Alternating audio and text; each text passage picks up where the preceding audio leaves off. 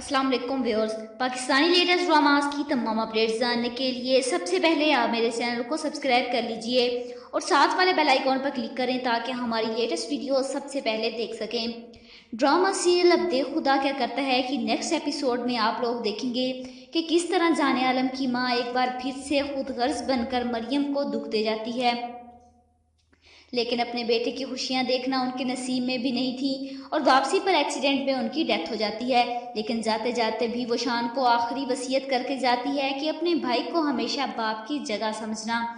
दूसरी तरफ आप लोग देखेंगे कि मलिक मरी पहुंच जाता है, जिसे देखकर मरियम खुशी से चीख उठती है और भाई आप हमना भी अपने बाबा को देखकर बहुत खुश होती है और भागकर उनसे लेप लिपट जाती है। मलिक को जब पता चलता है कि जाने आलम की अम्मी की डेथ हो गई है तो वो आलम सर से मिलने उनके घर जाते हैं। जाने आलम पर यके बाद देकर दुख और तकलीफें आती जा रही हैं, वो इन सब का जिम्मेदार खुद को ही समझता है कि वो मरियम की बद्दुआओं के जेर असर है। वो मलिक के आगे हाथ जोड़ता है कि एक बार मुझे सिर्फ मरियम से माफ़ी मांगने दो, मैंने बहुत ज़्यादा सजा काट चुका हूँ। मलिक मरियम को जाने आलम से मिलने के लिए मना कर ही आया था, इसीलिए कहता है कि मरियम आपसे मिलने के लिए राजी है। मलिक की बात सुनकर जाने आलम अपने घर पर ताज़ियत के लिए आए हुए इतने लोगों की परवाह किए बगैर फौरन मरी के लिए निकल जाता है।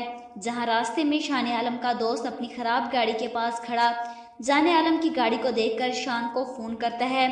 शान ये सुनकर हैरान रह जाता है कि भाई की गाड़ी मरियम मरी में देखी है, लेकिन वो वहाँ क्या करने गए हैं। मलिक जाने आलम को लेकर मरियम के पास पहुंचता है।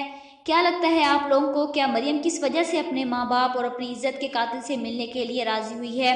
कमेंट बॉक्स में अपनी राय का इजहार जरूर कीजिएगा और साथ ही साथ मेरे चैनल को सब्सक्राइब कीजिएगा। Thanks for watching.